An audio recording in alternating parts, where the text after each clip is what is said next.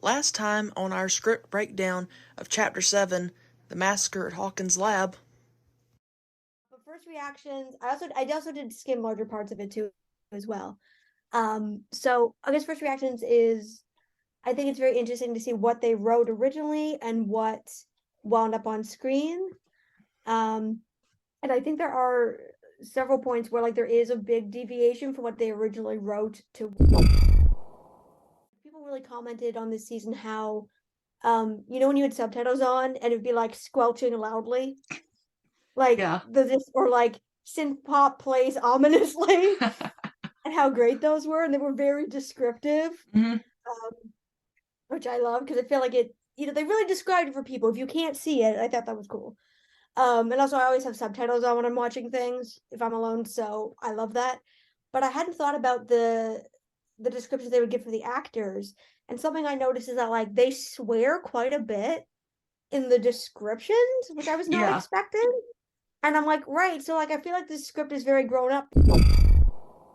There were certain dialogues that were almost verbatim, and you could definitely tell they were like, hey, we needed you to say this as close to this as we have it written as possible. And a lot of that does come with the relation to the lore and the stuff with Henry Vecna one, whatever, and with Brenner and stuff, which I really appreciate them doing that. But yeah, it was really really cool to see just truly how much improv there is because we've heard a lot about Millie Bobby Brown doing a lot of improv.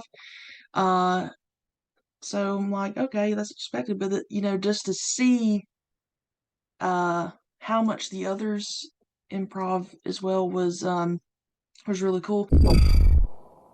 And Owens and Brenner are looking through like the observation room, and Elle's trying to crush the Coke can.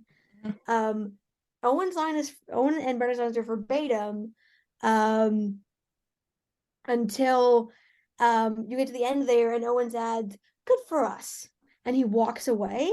hmm And I really like that line because that I don't know if that was an ad lib that he added or if that was a direction, but I like it because it really humanizes Owens in that moment. hmm Without that, I don't think it would have humanized him because it's when you realize he's been working with Brenner, and there's scenes where like Elle runs hmm and they inject her, and that keeps happening. And we've just had that scene where Brenner has the audacity to be like, "This place is not a prison." Like, yeah. So then we get um a really cool, really acting scene because um this is probably one of my favorite scenes in terms of comedy in this yeah, episode. mine too. Um, Night swim, and yeah, I loved every minute of that um scene with the parents fighting uh over possible jail time for their children. Um, uh, then after that, um, we go back into the upside Okay, I have stuff down. I want to say about that scene though. I have stuff I want to Huh? say about that scene Okay. at the wheelhouse because so I'd forgotten because I mean like obviously I've rewatched volume one, but I haven't rewatched volume two. But like I was rewatching the episode for this, and I'd forgotten just how like what makes that scene so funny, how jarring it is. You go from this super serious thing to be like night swim. Yeah. Because Dusty, one of the someone was comments, just murdered there. yeah, we didn't know that. Or like the whole journey Justin and Lucas, that kind of Yeah. touch you have when you've known someone like your whole life, when you're like, yeah, and then this happened, totally. And Max is just sitting there like, oh my God. Like, and what made me laugh too is that because like all three of those actors have actually known each other since they were like babies because hmm they were all on Broadway. I love that you really got to see that, where that role of like it really came through, and I love that. It made the comedy work. Yeah. Uh, so I really liked that. The contrast does so well. And I thought it interesting that Erica swears in the script, but not in the show in that hmm scene, which I thought was interesting. I think they made the right choice though, because I feel like she would have sworn the parents would have latched onto that and gotten mad at her for that, Hmm. which took away from her point that the couch was on fire because like they were all clearly lying. Yeah. And for me, like I love the point where they're trying to signal her to shut the hell up, and you can tell she's mad that they didn't include her Uh-huh. and that she Yeah. hasn't been included. And that's why he's saying that, because had they included her, Oh as soon as yeah. they do, She would have, 100% with that. yeah, she would have not have said Yeah, that. Yeah. no, but they're basically trying to signal her, and she's like, "Nah, you didn't include me. You didn't tell me what was going on. I'm here painting figurines and dealing with Jason while you're out doing this. Nah, not gonna happen." And like, she's so mad at them when like later Dustin's like, "So you remember the whole thing with like the mall or like the Russians or whatever?" And she was like, "No, I forgot." Like she's not at all happy. Yeah. Um, which like something I'm really excited for season 5 is I feel like you really are going to get this sense of like we're all in this together. Everyone that knows about this, like kind of at the ground. I can't talk. Hit the ground running with everyone that's in the know, which I'm excited to see because I feel like as fun as that stuff is, when you have people kind of finding out at different times, it's also very interesting to be like, okay, we're all together. How does like what does that dynamic look like? So I'm interested to see that. And I like this was added to the show. And I don't know if this was the actors or they decided to add this in last minute. But in the script, everybody starts arguing with each other and you can't hear anything. But in the show, you have Ted make the comment about, going to jail in their lives. Karen be like, that's not what he meant. And the Sinclairs being like, oh, you want to send my kid to jail? And now like you get that little interaction before you stop hearing what everyone is saying. And I liked that because like I feel like you got since we don't get a lot of time with the Sinclairs, I felt like you got to learn a little bit more about them Hmm. um in that interaction, especially since I haven't we don't know, but like I said, I hope we kind of see the parents be more involved in the final season because I feel like the gang's gonna need all the help they can get. It's gonna be hard to hide it, and I can't imagine them knowing about it and not wanting to help. I feel like when they find out they've been facing this alone, they're going to be horrified. So I like that interaction because you had Ted saying something stupid as usual. Then you have Karen trying to diffuse the situation because you obviously know she doesn't agree with Ted, but she's trying to diffuse the situation. And the Sinclair's being like, okay, you've crossed the line here because you want to send my kid to jail? Like, seriously? Like, they're just trying to get them to be honest, and Ted takes it too far. Also, I don't acknowledge this like openly, but it's subtle. I like this. Like, the Sinclairs are black. Hawkins is black, okay? There's a very different way they would view the police and going to prison and that being on your record than a white family would. And I like that there was kind of an undertone of that there. Like Yeah. it was a little bit there, which I thought was fun, which I thought was well done. Like I feel like so many times with issues like that, they hit you over the head with it in TV shows. It's like, Hmm. okay. But I like the subtlety because at this point, like everyone in that room is middle class, right? So it's not a money issue, right? Except for Max, but it's not a money problem. Which side note, how do the Hendersons have like what does Claudia Henderson do? I Because like know. everyone else is a two-income family, right? But like, what does Claudia do? Like, that's a side note, but that brought that back up for me. But anyways, you see the interaction where this isn't about money. This is about like the Sinclairs are mad at their son, but they're also trying to protect him. And you've got loose lip Ted over there just saying stuff, pissing everybody off. Now Karen's trying to diffuse the situation, and Chloe's pleading Dustin. And also the other thing this scene brought up for me is um the fact that the police had to start with Max first and she's the only one without a parent present really bothers me because they pick her first and she's the only one without a parent present. And coming back to you and I've talked about this fact that they learned nothing from Hopper after working with that guy Hmm. for like, well, I guess he's been chief for 4 years when the show starts, so what, like 7 years? Is like, first of all, you don't take the one kid without a parent, you take Dustin or Luke, but you don't take her first. First of all, you can't even leave the interviewer without a parent present. Um, Second of all, if she broke the case wide open, let's say Nancy was actually missing and she broke the case wide open, none and Eddie actually had done something. That isn't what happened. Let's say it was. Nothing Max says could be used because she did not have a parent present. They Hmm. knowingly did that. They tried to cuff her. So nothing she says. And a good lawyer looks at that and goes, everything else they said, fruit of poisonous tree. You took advantage of the fact that my client's working class. You took advantage of the fact that like she did not have a parent present. You threatened her. None of this is admissible in court now. And Hopper would have known that. Yeah. Okay. So that right, and then when they come back later and he's like, "Oh yeah, she stuck to her story. We shouldn't have started with her. She was mean." And I'm like, "You picked the working class kid who lives in a trailer park, who's lost both her abusive stepfather and her brother, who used to live in California, who skateboards and is a tomboy. That kid over the two middle class kids' parents are standing there, and you thought that was going to be the easier one? Like, what were they even thinking? Like, I don't even know. So that also brought that up for me. Um and it reminded me that like even when season one, that scene where like Hopper is talking to the boys about what happened to Will or like where Hmm. Will could be. He's like, I sometimes I forget how much of an asshole Hopper is in season one. Like he so does not want to be there. But underlying that is this the guy who was like a homicide detective for 7 years, who served. Like he knows underneath that is a guy who knows what he's doing. Hmm. So I feel like even when he's being an asshole, that comes through. Whereas you compare that to the deputies, a lot of these government people we have, they lack the experience or the intelligence. It's not there.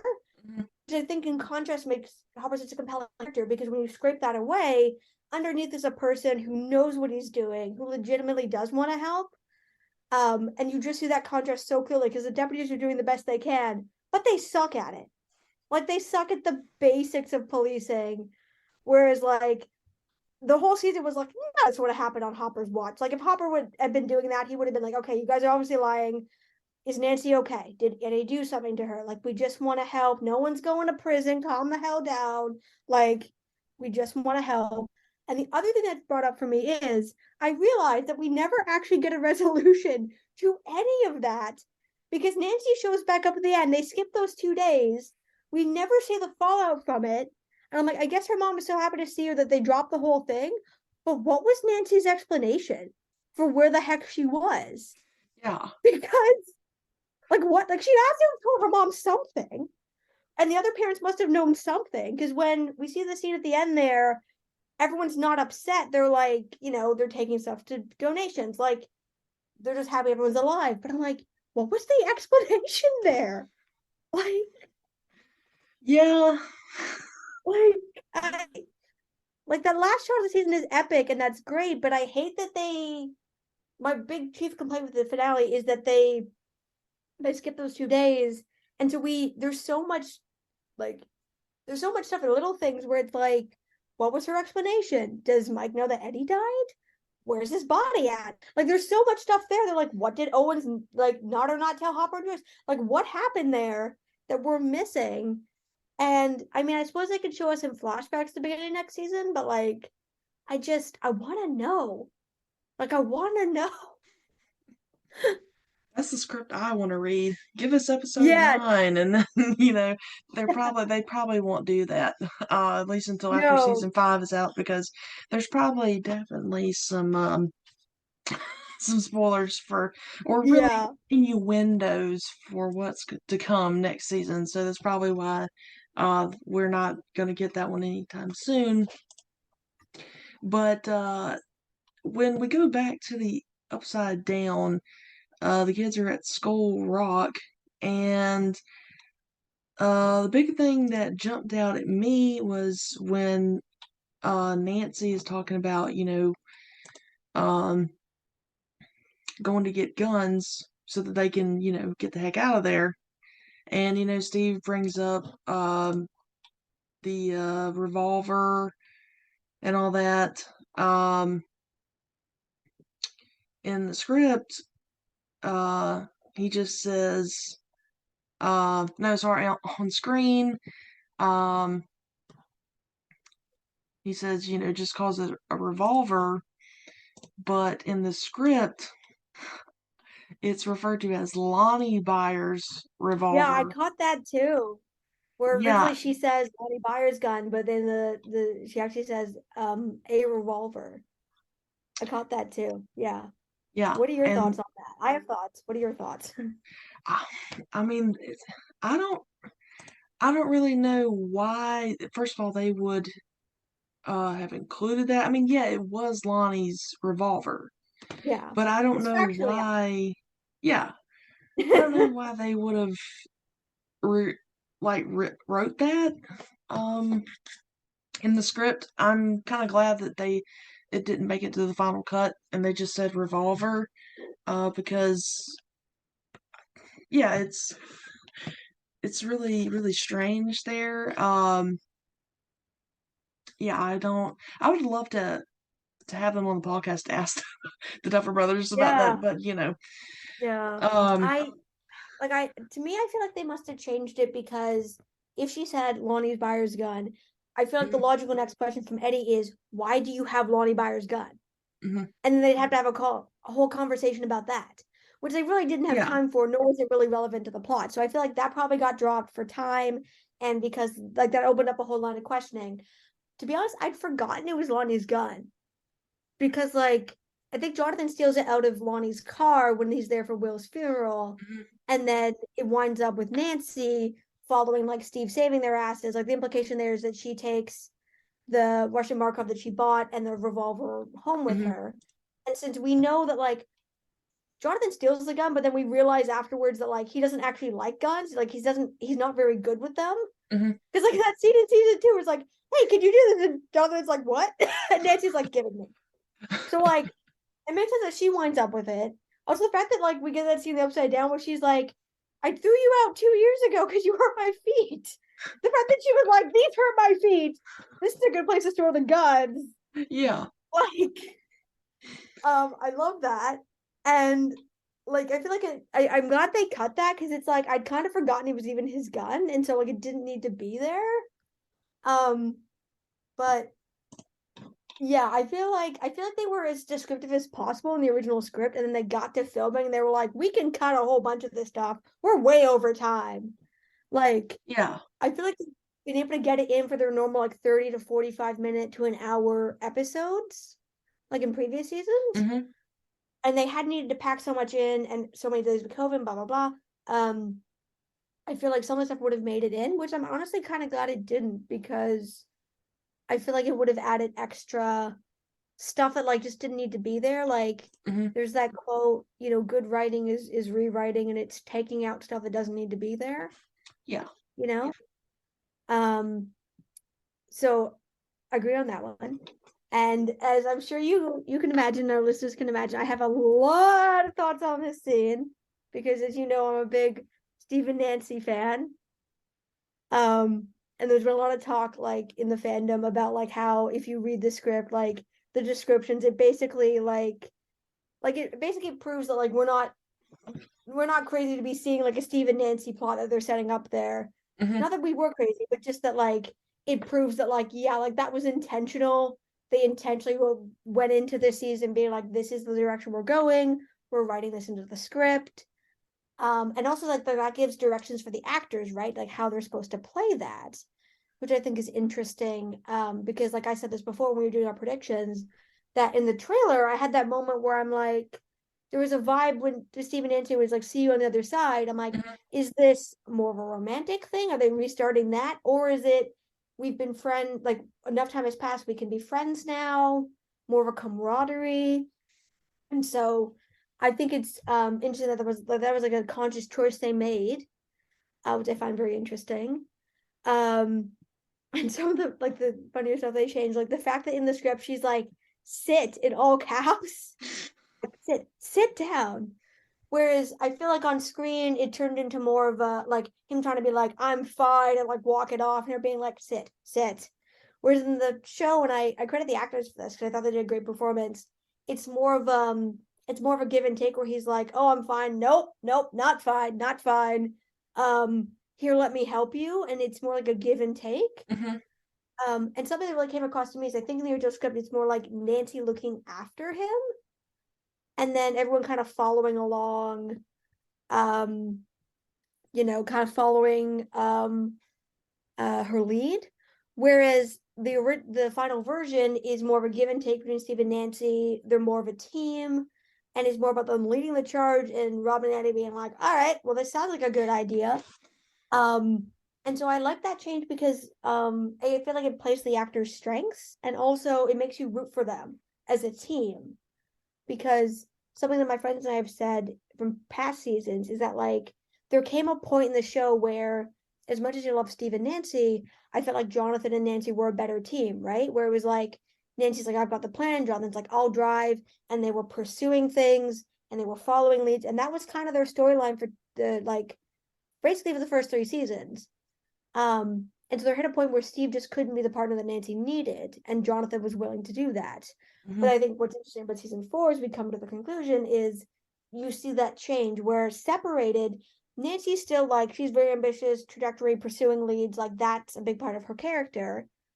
Whereas Jonathan's just kind of like aimlessly kind of floating. He's unanchored. We don't see him like him being a photographer is like his main thing, and we don't see him take a single photo all season. Like Mm-hmm. he's just kind of aimlessly drifting. Whereas you see Steve, independent of Nancy, of anybody else, of his own volition, has like we as the audience have seen him for the past few seasons. And really, season 3, I feel like was the epitome of this, like him taking charge and pushing forward, and like even when other people didn't believe him about some of the Russian stuff, he kept pushing, Mm-hmm. right? He's like, that music sounds familiar. Like he kept pushing. And so now he's become more confident in that. And so you see him independent. And then Nancy is also, been on that trajectory. So I feel like now that they're spending time together the way they haven't in years, you really see that they're both kind of take charge personalities that complement each other. And I felt like from the script to the final version, you root for Steve and Nancy so much more as a team in the final version because of the way they played it Mm-hmm. and the adjustments to the dialogue, which I thought was very interesting. And I feel like that's definitely intentional because like they could have just gone with the original, and that, you know what I mean? Like that was definitely either the actors kind of went with it or it was a directing choice or both. Mm-hmm. Um, Something that I've seen other people point out too is that like the way Steve's wounds are described in the final version versus the script, like they're a lot gorier in the script. Like there's Mm-hmm. blood running down his chest, so much gorier, and they went with gross rather than gory in the final version, which I appreciate because apparently they were going to do that with Brenner as well, like have a lot more scarring. And they sent that to him, and he was just like, no. Um, so I feel like it's also possible that either they learned from that or Joe Carey was like, no. Like they went a little too far with the gore or the prosthetics, and people were like, no, no, save that for Vecna. Like, what? No, like I'm too pretty. Like we're not, Jamie gets his moment. He gets to be the hot orderly. He gets that. No, we're not taking this away. Like, no, no. Either that or they looked at them and they were like, we're not gonna cover that. We're gonna let you be hot. Like we're gonna play to our strengths here. Yeah. Um, which I mean, honestly, good call. Because I don't know a single person, gay or straight, that didn't look at that scene with Steve, with the hairy, like covered in blood Steve, and wasn't like, oh Uh-huh. my God. So good call there. Excellent call there.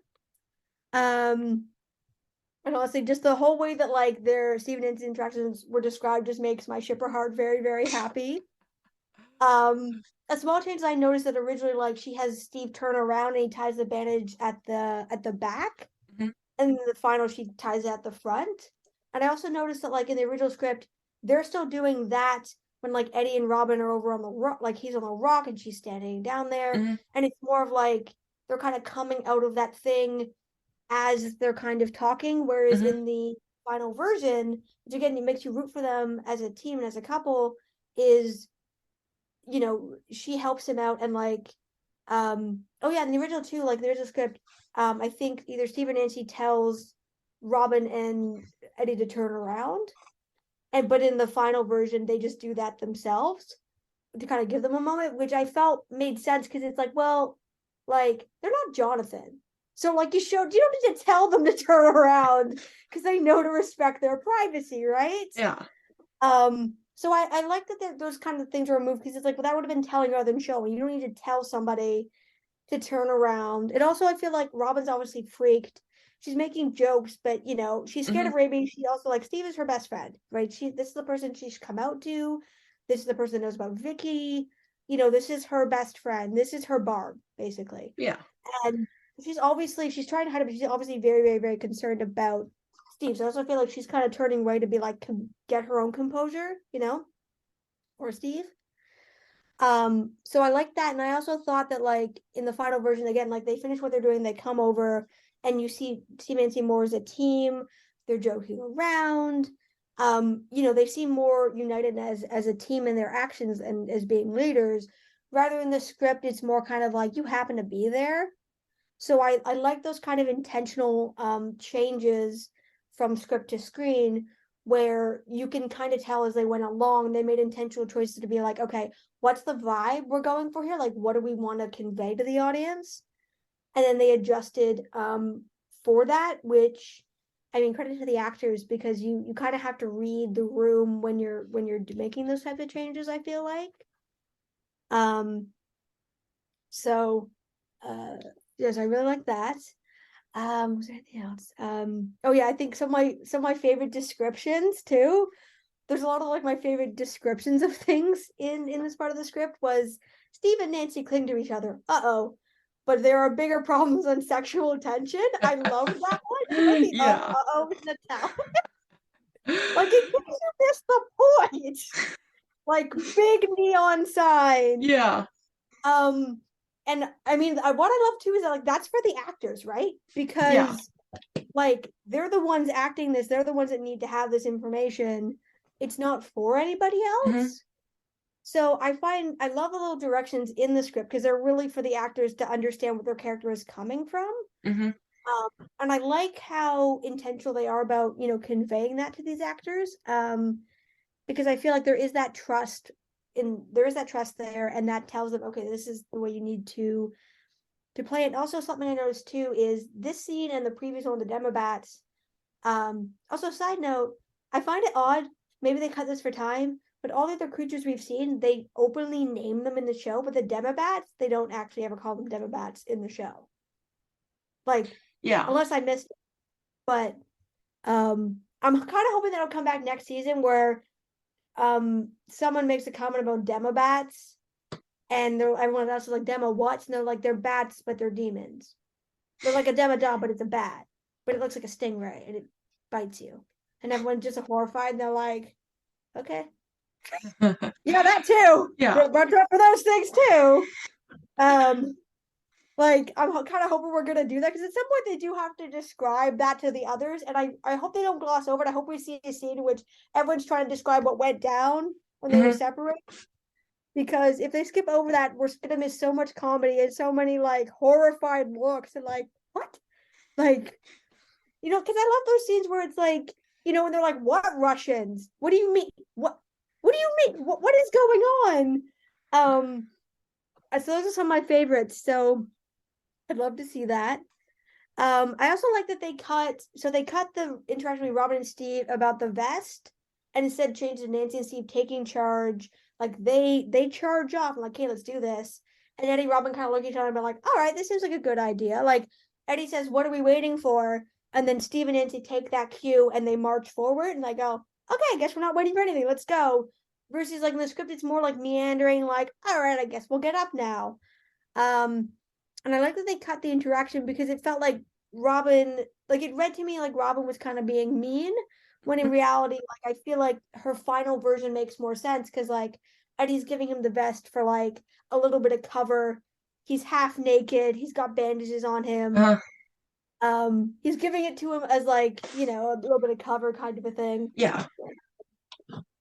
And also, he's seeing like Nancy and Steve argue each other, and he's like, "We got bigger problems than sexual attention, people. Like, we gotta move."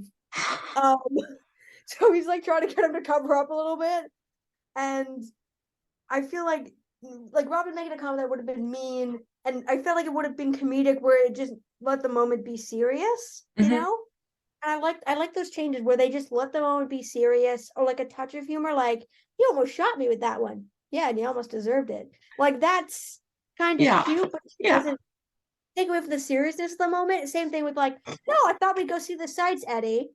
Like, I think it would have taken away, and so I like that they went with the more subtle kind of comedic moments, or like they trusted the audience to understand. Hmm. So yeah, I really like that. And yeah, I like a lot of the physical choices they made too. Like a lot of, like I said, like things the actors physically did, or the way they move through the scene that aren't in the script, or something different is in the script. I liked that. Because I feel like you got more characterization, more sense of where the characters were at mentally, with those changes, which I liked. Um, so moving on to the next scene, do you have thoughts on like the Russian prison scene? Yeah, I do. But before we do that, uh, I just wanted to talk a little bit about the paragraph, which is what the uh-oh is in. Because that's when the earthquake happens, and I really enjoyed reading this description of what's happening because when you watch it, like you can see and hear everything that they're describing here. Um, but when it says, as soon as the earthquake ends, a chorus of monstrous roars fills the air as if calling in response, like animals in the jungle, they are seemingly everywhere. And so, of course, we don't see any actual monsters here. You can hear it in the background and stuff. And so, what I kind of, some questions I kind of had based on that was, is this the beast that Nancy talks about in the Army of Monsters? And if so, I kind of have wondered, where is Vecna keeping them hidden? Why can't we see him? Are they, under the ground or something there? Are they actually in this part or realm of the Upside Down where Nancy and everyone is? Or is there a realm underneath the Upside Down that we don't know about yet? Because I found it very coincidental that the roars take place right after the earthquake ends, which kind of insinuated to me that it's just a matter of time before uh, they this beast or whatever the monsters break through. And so, because we know that upon Henry Crill's first entry into the Upside Down, it doesn't look the same as what we know it as. So, I kind of just wonder how many layers are we talking about here, or if there are any layers to the Upside Down that we don't know about yet. I kind of think that there are, uh, but I think this is definitely something that uh, alluded to season 5, and we're gonna find it out about it in season 5. Yeah, I feel like you're right. Either there's layers or it's evolving. Yeah. You know what I mean? Like either the landscape is evolving so it doesn't look the same as it did in season one. And depending what theory you subscribe to, they're like, did Will create that with his mind? Is this back? Like, what is the ethos of it? And they've said we're gonna Hmm. find out in season five. But yeah, either like you're right, either there's layers to this, like like there's layers of the earth, you know what I mean? Like either there's Hmm. layers and the same thing is true on this side, or it's evolving.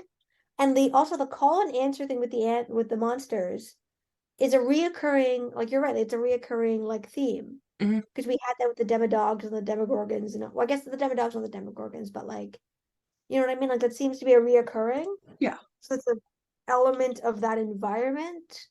I mean, other animals don't do that, but you know what I mean? Like that seems to be a reoccurring thing for these monsters. Hmm. Also, I really liked like something that people pointed out about that made season one so great, like cinematically, is that you go the entire season and you hear about the monster, but you don't see it till the end. Hmm.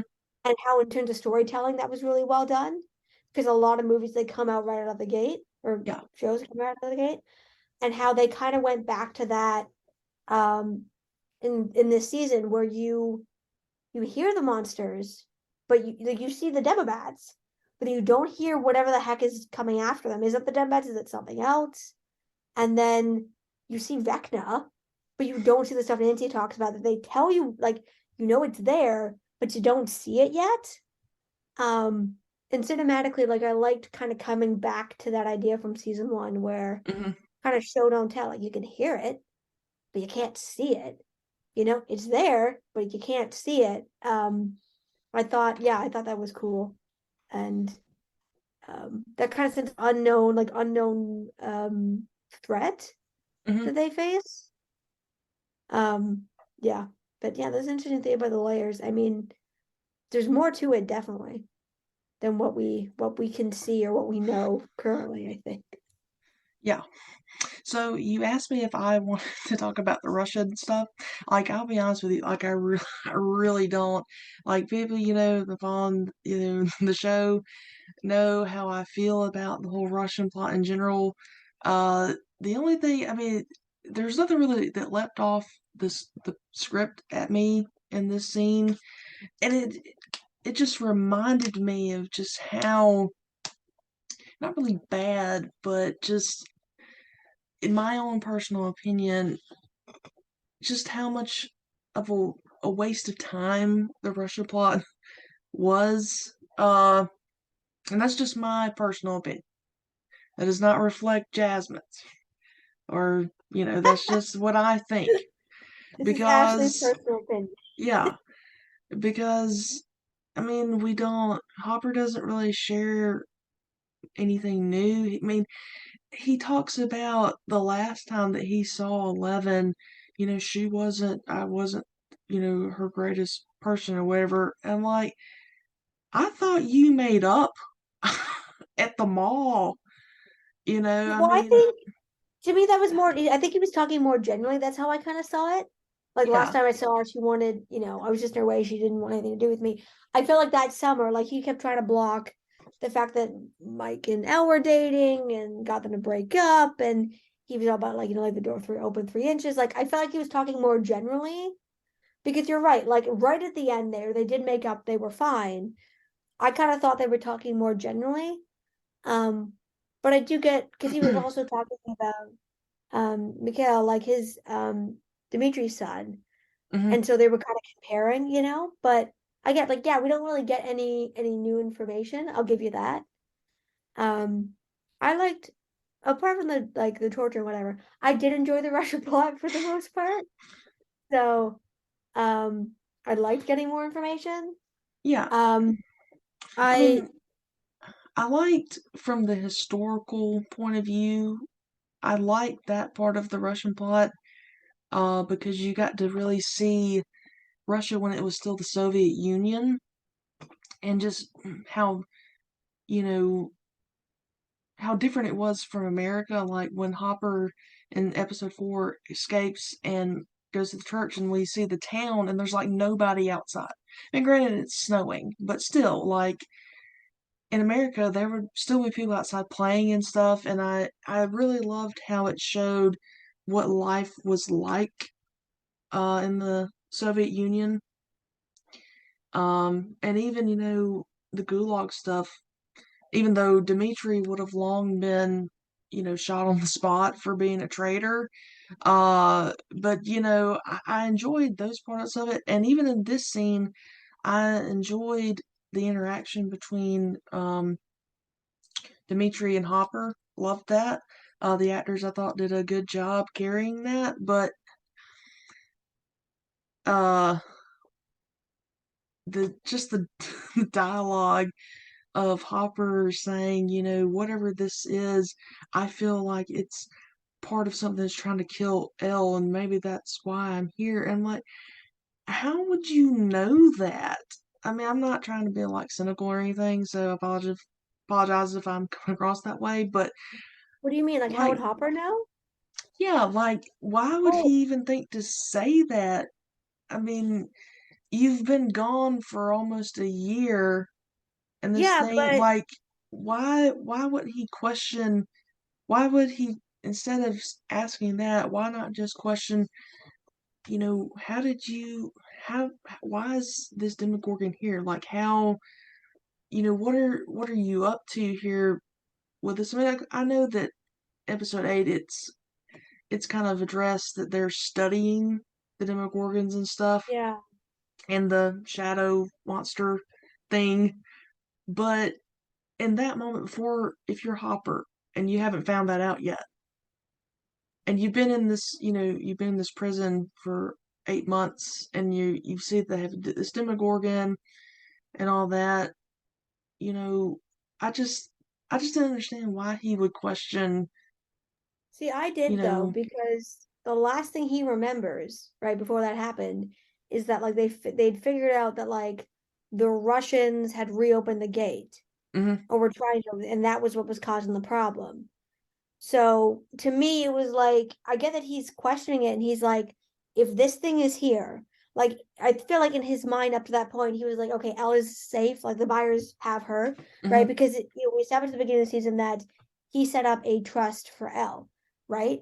And that, Owens had to move to California, but, Hopper definitely cares. So I feel like he definitely set that up before he would have died. No, he didn't die. You know what I mean? Like he mm-hmm, definitely made sure Joyce had custody. He definitely would have made sure that stuff was set up.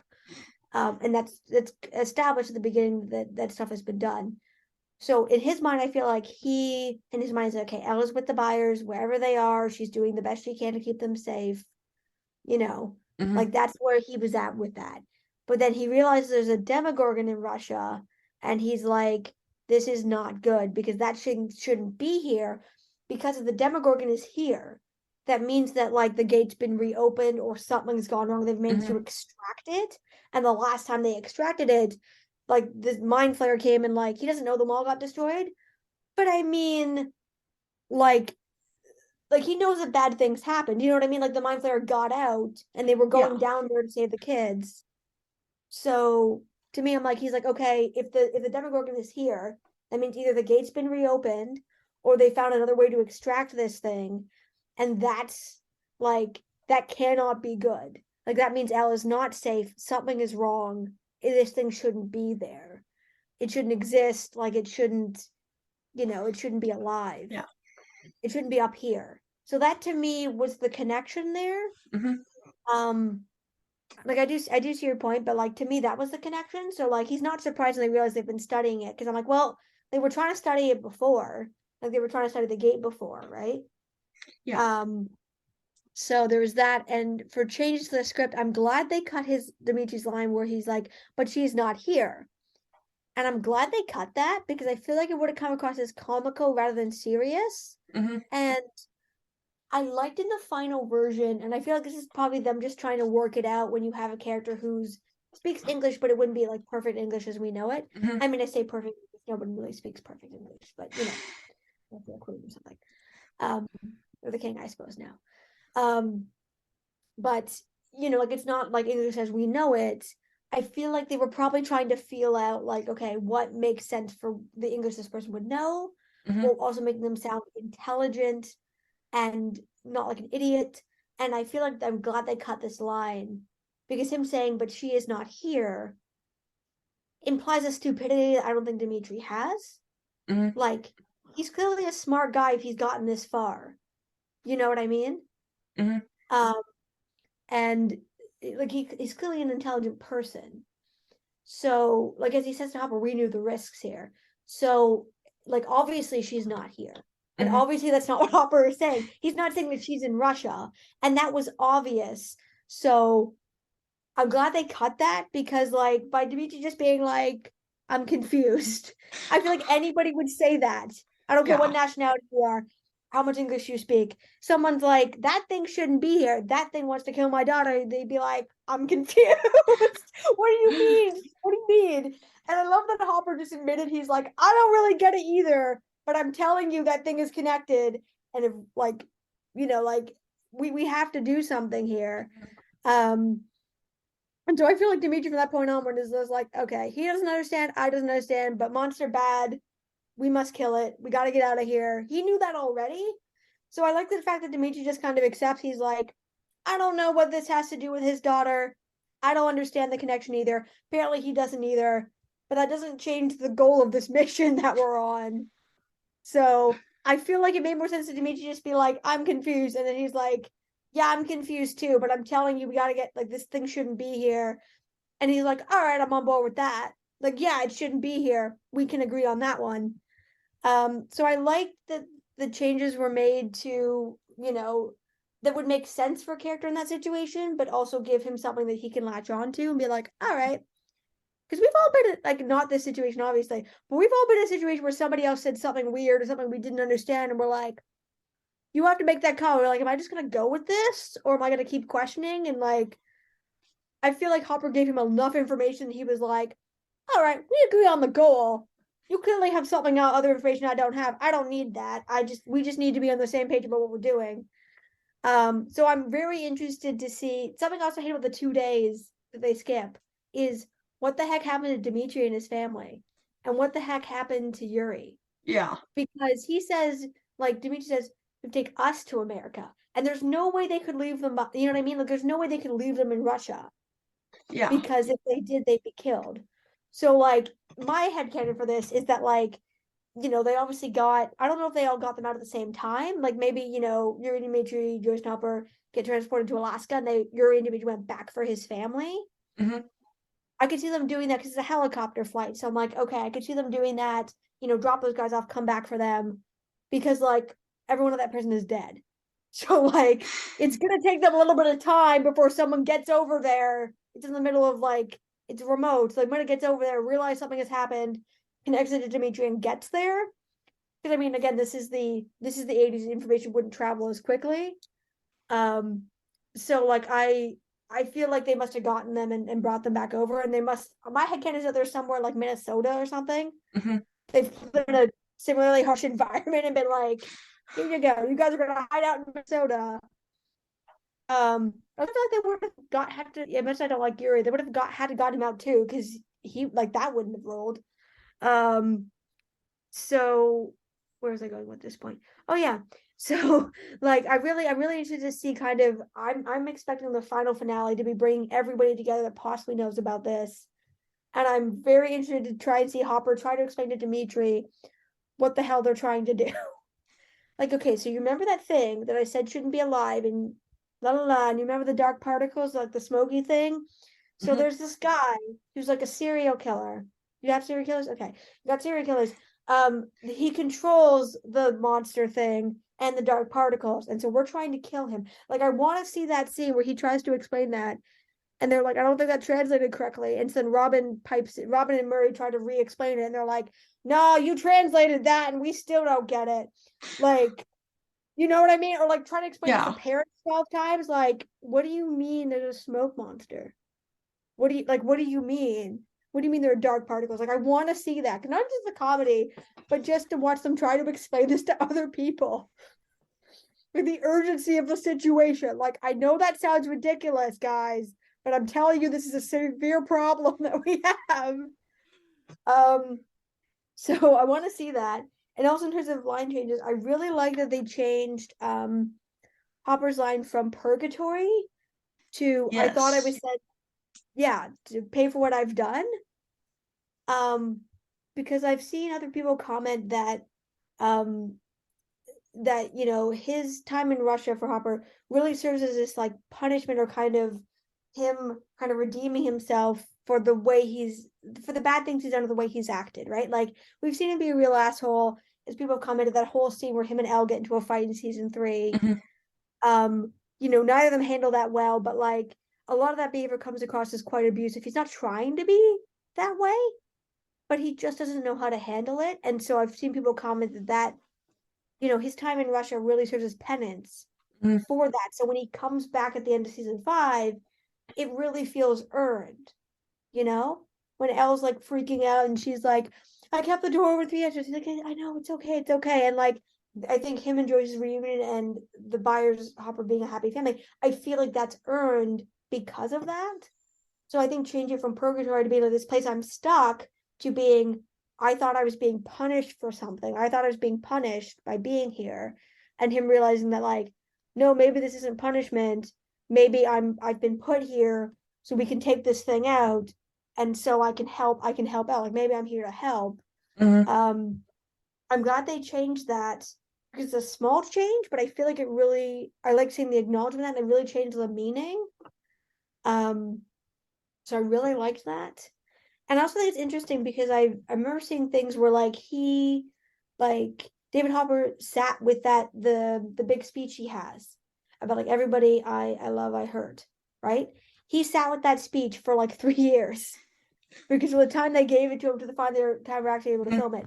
So like he sat with that. So a piece of it that didn't change that they sat with. But there's other pieces like this they did change. And um I mean I assume they didn't change it because he said he sat with it for 3 years.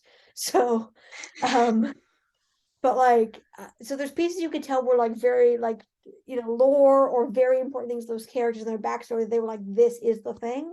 And there's stuff like that where they made changes to be like, okay, this isn't quite what we're going for, we need to be clearer about this, or we need to adjust this language.